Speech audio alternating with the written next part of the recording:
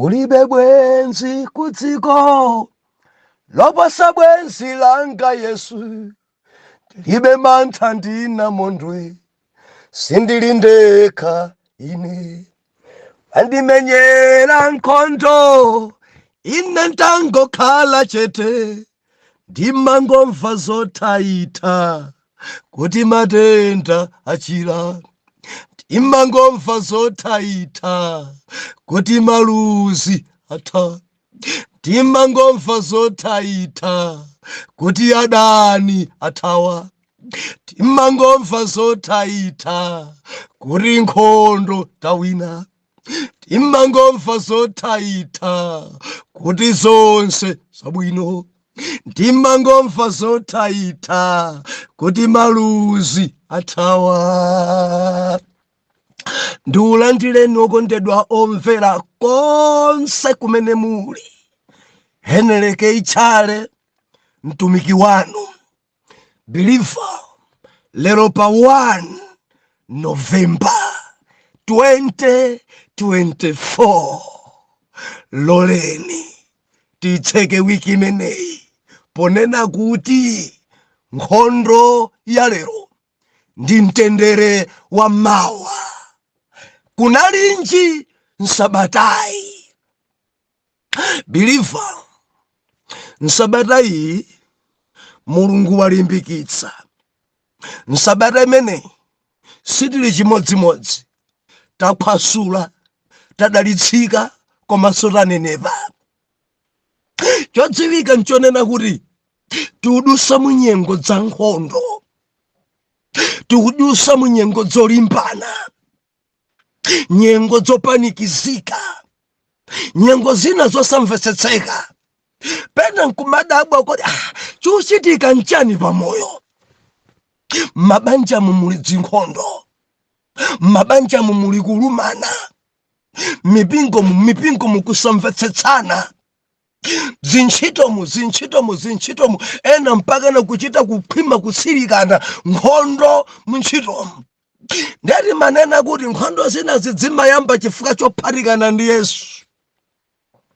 Kunalinji nsabatayi nkhondo, nkhondo, nkhondo, nkhondo, nkhondo, nkhondo, nkhondo manyumba, nkhondo, nkhondo, nkhondo chimamuna chibandubandu, nkhondo, nkhondo, nkhondo mkazi, monga mkazi womvera, mkazi, nkhondo sakumvera olo. Dzina dzumafika okhala kakasi, dzuchitika chonchi chifukwa chani? Kunalinji sabatayi. Tinaona ife kuti dzinavuta ku Gibiyoni. Aramva mafumu asanu kuti Gibiyoni aphatikana ndi Joshua, mtendere udasowa, mpaka na nkumati tiyeni tikalimbane nawo tikaphe. Kodi chikukuvutani nchani? Aphatikana ndi Israeli ndi Gibiyoni. Chikukuvutani nchani ya ku Hebroni? Chakuvutani nchani ya ku Jerusalemu? Chikukuwani ndi chani mafumu alakisi? Chakusowani nchani bwanji mukupwetekedwa nkhondo? Nemuwiki mene Mulungu walimbikitsa ubale wathu umene tili nawo ndi Yesu, chiyanjano chathu chimene chilipo ndi Yesu. Ziwanda sizikukondwa, njerekezi sakukondwa, mfiti zisizikukondwa. Believer tikutambiridwa tsiku ndi tsiku. Mamitingi amene akukambena ndife nga daily. Ameneyi tinchite bwanji, ameneyi tithane naye bwanji, ameneyi timpese bwanji, ameneyi tinsaukitse bwanji, ameneyi timvetse kwawo bwanji, ameneyi timmange pati, tinchere pati, timgwese pati. Kuli mamitingi nkhondo, nkhondo dzana Mulungu, nkhondo. Ndiunena ndiwina ndivomereza buse ku business yanga kuli nkhondo. Nkhondo dzana Mulungu kumalonda. Zochokera kumakhala pena nkumari, kodi zimene zidziubuka pati? Dzuchoka kuti chimpwirikiti kuma business. Nkhondo zadzuka ndimafuna ndinene ndi Jabu ayipidwa ali ndi nsanje chifukwa chakuti business yathu tikuchita ndikuopa Mulungu. Ndenjelekezi chikumpwereka akufuna kuti tifike pompembedza kuti tichimwe nayo business. Chilimbikitso changa ndikufuna ndikulimbikitse believer. Nkhondo zikukula chifukwa choti waphatikana ndi yawe. Ukangophatikana ndi Yesu njelekezi samva bwino. Ukaphatikana ndi Yesu kumidima kusuku kumva bwino. Zotsatira zake zopweteka za pana Mulungu. Why? Nkhondo. Nkhondo. Wina nena naye pano banja ili gbede koma mzimayo intercessor. Banja ili gbede sakumvana onse language yawo imodzi koma sakumvana ili gbede pamene banja lija onse amaledzera akukondana. Gali moto imodzi tiye kutiyo amapita kaledzera akasanga muvale izi zazifupi kwambiri izi kubhala kumene tavani nkasa kupita ni mamuna wake onse ntchafu zili panja kukaledzera ogwirizana. Koma mzimayi wokwera phiri ndi mamuna ake angolumana. Nkhondo. Ndimafuna ndikulimbikitse usabwerere mbuyo. Ndimafuna ndikulimbikitse nkakamirebe yawe. Ndikulimbikitse mbali imene tili si mbali yoluza. Ndikulimbikitse Mulungu wathu sagona tule ndi sawodzera. Ndikulimbikitse zako za original. Izi zoenda ntchafu panja ndi amunawo za temporary. Mawa udzaona kugwebana. Ndikulimbikitse nkakamirebe Yesu pangabe ubale wamphamvu kwambiri pa yawe patalike pafupike tamvera mavuto alero ndi mtendere wa Mawa. Tikuomba wiki imeneyi pamenepo takhala tikubwereza mu wiki imeneyi nkhani za nkhondo zibhiliva tabwereza kwa mmodzi sitikhalitsapo kwambiri. Tufuna tipereke zitsanzo zina m'Baibulo. Mwana Mulungu verse ofuna kuwerenga alipo ambiri tichita chongofotokozera. Tifuna tipereke azimayi ena amene adadusa mu nkhondomo koma mathero awo ali m'mathero a mtendere. Muli azibambo m'Baibulo believer sadaduse mopheka adakakherezeka nyengo zawo zoyamba zinali za nkhondo koma mathero ake mathero opheka ambiri. Endi lero pompa nkora makamaka pomaliza wiki believer tamvera muchokaso miyambi ambiri. Tili ni miyambi lero. Hallelujah. Titwanse mwana Mulungu kudziko kuno nkodzadza ni nkhondo. Kudziko kuno anthu amatifunira zoyipa. Kudziko kuno sakutonera kukondwa. Kudziko kuno kwaye amene mumayimba ija njerekezi mampereka mukamati tikupita ku training iyayi tikupita kopembedzera njerekezi zimampeteka. Nkhondo zina zikudzukazi mmeneni omwe akakamira kwambiri pa ntchito ya Mulungu. Ndiye Satana nayenso wadzuka kuti akumvetseni kupweteka. Koma ndikutsimikizireni ngogonja samawina. Chilengedwere ni dziko lapansi Satana sadawine kale. Amaesa koma amagwana zondoti. According ndi passage imene tawerenga mu wiki imeneyi kuti anadzuka anapangana ndithu mafumu 5 kuti akalimbane ndi Gibeoni mmodzi koma Yehova adayilowerera. Believer ife tinaona mu wiki imeneyi kuti mwambamu muli miyala. Mwambamu muli miyala. Endi Mulungu amadzichita zimene zikufuna kulanditsa ana ake. Ndikulimbikitse mwana wa Yawe. Mulungu amalowerera pa nkhondo zako. Tamvera zimene Mulungu achita mu wiki inoyo. Nkhondo zimene Mulungu akumenyera zinazi sunaone. Believer sunaone zimene Satana anakukonzekera mu wiki imeneyi koma Mulungu wamwambayi ayigwira ntchito koma zinazi sudaone. Believer kumidima nakutcherera iwe kuti kusankafuna konse kuti ukhale mmoyo kufika lero Friday. Sadali kufuna konse kuti banja yako ikhalebe kufika lero. Adali maplani oyipa kwambiri kuti akuchitire. Believer tamvera kumidima kudakwanza plani kuti November usamponde. nkhondo nzazikulu kwambiri kumidimako, koma Yawe chimene achita agenda, aphwasula, aononga, afura, apha mapulani awo onse. Moti kumidimako akuyang'anizana, tamphonya pati. Akamakuona kuyenda, akamakuona kupanga business, akumakambirana, tamphonya pati. Pena nkumalozana amene adatumidwayo, iwe bwanji tinakutuma kuti ukabaye, bwanji sunabaye. Ndiye kupereka ripoti munthu amene ujankopya. Biliva kuteku ndiwe wotchuka kuti ndiwe wopya. Ndikulankhula ndi wina, ena adakuzanikale kuti ndinu wokhwima kwambiri. Ena nkubata nsimwana amene musakaone chonchi simwana kuteku amakhala kuti abwera akutambira, ndipo Mulungu agenda, Mulungu asokoneza.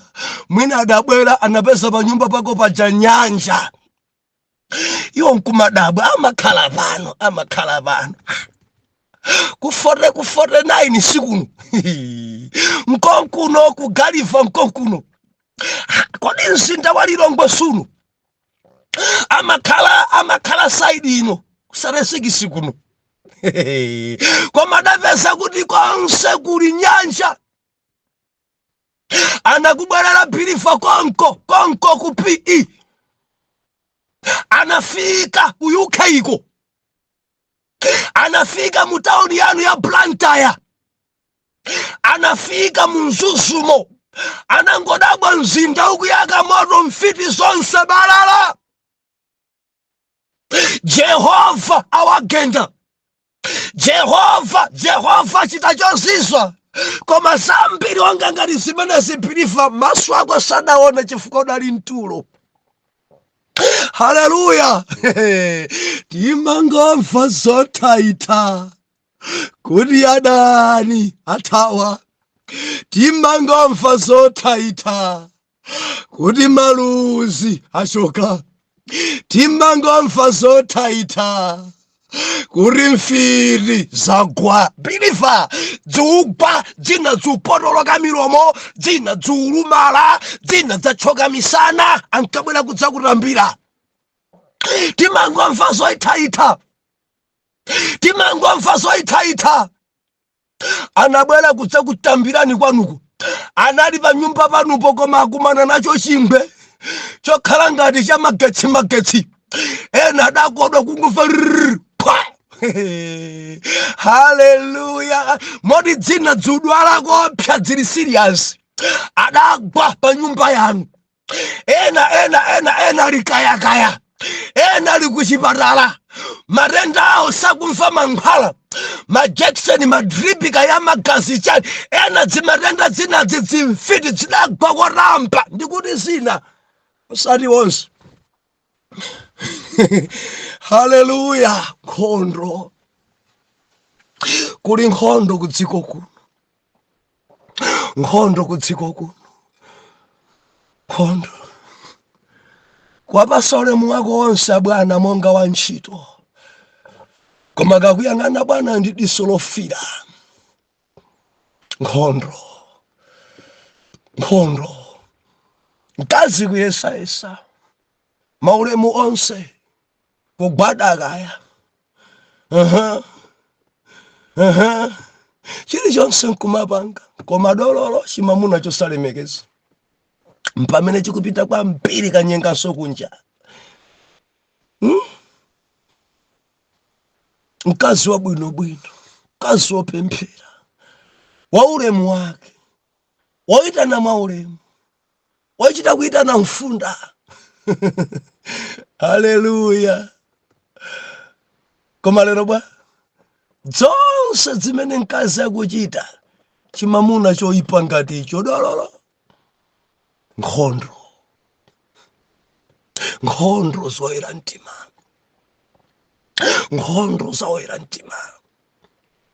Muliki imene itamona Mulungu akuyimisa dzuwa pa tsiku la thunthu osayenda kuti alanditse nkhondo za ana ake. Joshua atanena kuti dzuwa iwe linda, dzuwa iwe ima, akuti pampo dzuwa idayima kwe anthu nkumadabwa siku lowa bwanji kunja siku kuda bwanji ndima suku bwera bwanji Jehova ayimisa dzuwa kuri Israeli apambane. Jehova adayimisa dzuwa kuri adani onse a Joshua ategwa gweba. Jehova adayimisa dzuwa kuyimisa dzuwa chozizwa kashawazika yambanso. Haleluya. Tupembedza Mulungu amene. Tupembedza Mulungu amene. Haleluya. Amene ndiye Mulungu timpembedzayo. Mulungu ochita zodabwitsa. Mulungu olowerera nkhondo ya ana ake. Ndeti machenjezana muiki imeneyi. Mudzisamala ndi ana Mulungu. Mudzisamala kuyambana ndi anthu amene aphatikana ndi Yesu. Chifuka ena mukumana mbonaona. Ena mukumana nazo. Ena zedi mono ngatsogolo. Ena zedi zikupweteka ndi mawa. Sauli tinayona dzulo nkhani imene anagona nthawi yonse anena kugona. Kungoyandikira kwa Davide ndi Abisai Sauli pompo nkonono. Kungoyandikira ana Mulungu amene ukwasakasaka umadzagona nthawi yonse anena kugona. Maso akulemera kulephera nkucheza komwe kenako basi tondoviro kudzuka kwako mpaka natapita atakubera atakulanda china chilichonse atatengedwa madzi okumwa kutengedwa kumeneko kaya ndi chani dzibifuti zawo ena mpaka na tsiku lina chadacheka kuatani kuang'ambira mkanjo mphechepeshe. Mulungu amalemekeza nake. Adamulemekeza Davide. Adamulemekeza Davide. Adamulemekeza Joshua. Ndikulimbikitse Mulungu akulemekeza. Ukamayandikira adani yako adzigona tulo Mulungu akulemekeza. Ukamayandikira amene anthu akukutsata adzigona Mulungu akulemekeza. Inu amene muli kudziko amene uwundi mchitidwe wanu musamare chifukwa mudzagona mukuyendesa mudzachita ngozi. Chifukwa Mulungu salola kuti chiwembu chimene muli nacho chifikire pa ana ake akugonesa ditulo. Endi mukadzagona mukuyendesa nthuthumula mudzafa. Musamare kwa mpiri chifukwa Mulungu amalowerera amakhala side ya ana ake nthawi zonse. Ndikulankhula ndi wina mwina sunayambe kupemphera mpaka napa namakutumabe kufitiko kuti pita akuonongesa. Ndithu akuvulalisa amene makutuma mabigi ako akuvulalisa. Akamakutuma kwa maintercessor zedu zapotoka mulomo usamale kwambiri. Bwanji udzisiye. Endi maumboni ambiri amene amaperekedwa zimfiri zikamalapa ni maumboni ochititsa mantha amakumana nazo anthu awa koma chifukwa cha chiwandakama. Amababadidwa anthu awa koma chifukwa cha chiwandakama. Ndamverapo maumboni ochuluka ena amene adali ku satanism amadzifotokoza kuti ana Mulungu amatetezera moopsa kwambiri. Haleluya. Kunalinji nsabarai. Mulungu amene timpembedza ndi mwini nkhondo. Haleluya. Ndi mwini nkhondo. Amayidziwa. Loleni bwa tiombe mkota muiki imeneyi. Ndikufuna ndilimbikitse believer. Nkhondo yako ya lero ndi mtendere wako wa mawa. Chizunzo cha lero ndi ufulu wa mawa. Pali mwambi amanena kuti pali nchuchi ndipene pali uchi. Ndati tili miyambiri lero yambiri. Ena daimba choncho kuti pamene pali nchuchi ndi pamene pali uchi. And sungadye uchi ngati suyamba kugonjesa njuchi. Hallelujah. believer nditoseka kuzunzika kwako kwa lero, kufinyika kwako kwa lero, kupondedwa kwako kwa lero, mawa ndi chipambano. Mundimva na Mulungu, pali mwampe amanena kuti amene ali ndi mpira ndi amene amamangidwa. Mazunzo amene ukumana nawo, nkhondo zimene ukumana nazo, mpira umene uli nawo, believer uli nkanthu kakakulu kwambiri pa dziko pano.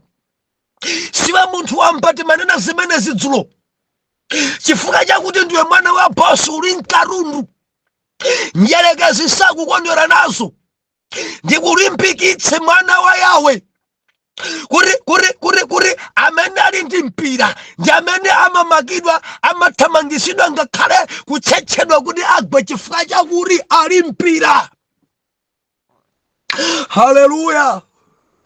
Zinthu zimene uli nazo, Baibulo imanena kuti amatikonzera gome nkuona kwa adani. Njelekezi tiwaona kuti believer, kuomboledwa kwako, kukwezedwa kwako, kubala kwako kuli pafupi. Nchifukwa chache nkhondo zako zakula. Pali mwampe amanena kuti mtengo wa zipatso ndi umene umagendedwa. Ukamaona mazunzowa, ukamaona mavutowa, mwa iwe muli zipatso. Mundimva believer, tikamantumikira Mulungu sitimadusa moyerayo. Ndipo ndinene mobwereza imene inso nditoni, ukamantumikira Mulungu kumadusa moyera sudayambe. Chifukwa alipo ena ndala ine sinimavutika, ine sinapite kale kuchipatala, ine sinagone kale ninjala, olo mavuto mbanja palibe, nimangodusa mwambe. Sudachoke chipandi cha devu kuyambira nkalo lomwe. Ife ni Yesu mwini. Kamfunse ni Josefe, olo mutamfunsa Yobu akuzani. M'Baibulo mulibe mtumiki kani nzimayi amene adangodusa moyera. Ayi, kulibe. Yesu pakamwa pake akuti ngakhale ngati mtengo wa uwisi augwira ndi kuwotcha kuutentha moto nkuyaka, kuli bwanji mtengo wauma? Ambuye Yesu anati senzani mtanda. Believer, mtanda si bread, mtanda si sikono, palibe popina ndi pa mtanda. Mtanda ni masauso pa dziko pano. Ndimafuna ndikutsimikizira believer, tamvera. Wazipatso mtengo umagendedwa, wazipatso mtengo ana maugenda. Sikuti madana ndi mtengo, ayi, chimene amafuna ndi chipatsocho. Chipatso chimene chili mkati mwako, chipatso chimene chili mkati mwako. Believer, ndimafuna ndikutsimikizire, uli ndi zinthu, uli ndi zipatso, uli ndi zinthu za phindu. Njelekezi adziona chifukwa amatikonzera gome nkuona kwa ndaniyo. Aona ulemelero, aona zamphamvu, aona madaliso, aona tsogolo. Chifukwa chache nkhondo zako zakula. Chifukwa nkhondo zako zakula. Chilimbikiso changa, usabwerere mbuyoyi. Dzowawa za lero ndizotsekemera zako za mawa. Sungafike pa zotsekemerazo ngati lero sudusa muzopweteka. Mazunzo amene ukumanawo pa banja lero ndi mtendere wa banja wa mawa. Believer, ndikulankhula kwa wina wake, misozi ili patsaya. Tamvera. Misozi ya lero ndi chimwemwe cha mawa. Haleluya. Wina daimba nyimbo akuti mwasunga dani yanga, Ambuye mwapatse moyo. Chunicho ndachiwala kuti alimayimba bwanji nyimbo imeneyo kuti Ambuye muwapatse moyo adani yanga onsewo, cholinga kuti adzaone ulemelero wanga ambuye muwapatse moyo ena tabusa mayiwala koma njimene adzaone asafe amene akhala kutiponda pa ntchito kuti sitingabwezedwe adzaone asafe. Bilifa ndini momboni ambiri apa. Mwana wanga wina ndi abwana ake amakangana kwambiri. Kulimbana naye mwana. Mwana usagwira bwino ntchito thukuta. Maripoti oyipa opita kulikulu. Ameneyi kamwana kamwano. Ameneyi mukathamangise kuno. Ameneyi mukachose kuno. Ndanimbira foni. Dadi ndikudusa mu nyengo zopondedwa. Nyengo zosakondedwa. Koma ndimankonda Mulungu. Ndimatumikira pa yawe. Dadi nditani. Dadi tipinde maondo tipemphere. Kunali ngati ayimbira kwa Joshua. Kuti Gibeon kuno antukira. I mean mafumu asanu Amoni andukira. Ndesiri na chede titeti pemphere. Moja imechita kalata yoshoka kulikuloko adangonchosa kwa bwana.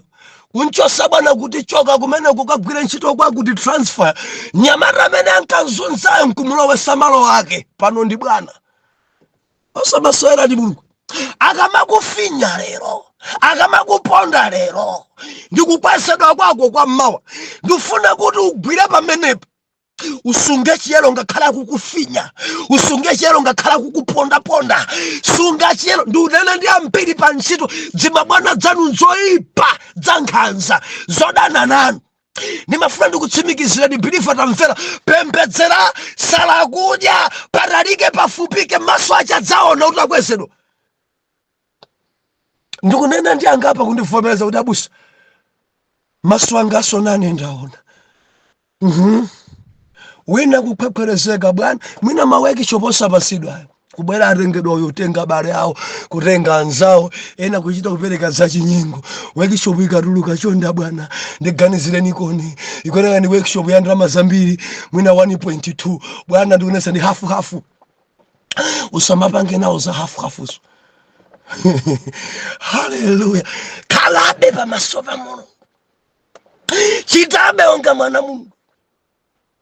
Kutsogolo kufaka zabwezedwa ndiye kuti workshop ine yonse udzakhala tsogole udzitenga awiri atatu kunkanawo utenga awiri atatu nanga sindi udzakhale bwana kaya. Muli bwanji maofesa boma mudzisamala kwambiri. NGOs samalani. Maofesa kuchali chimusamaleso. Fapali ana ena kupondedwa kwa mpiri ngakhale mmipingo. Amaitanidwe koma kufinyidwa tamvera. Mulungu adzachita naye mwana ameneyi. Ndipo nyimbo yake ndi imodzi. Mwapatse moyo adzaone ulemerero. Mwapatse moyo adzaone zazikulu. Mwapatse moyo. Hallelujah. Mlodegai Muyuda atafika ku Babyloni adali wapa chipata londa kutsegula ena lowe ena tuluke. Mama mpaka na madzulo ena lowe ena tuluke pachipata.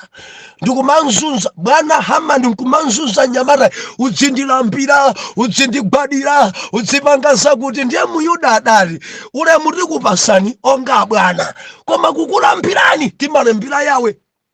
Ndiye padali chimpwirikiti pa gate.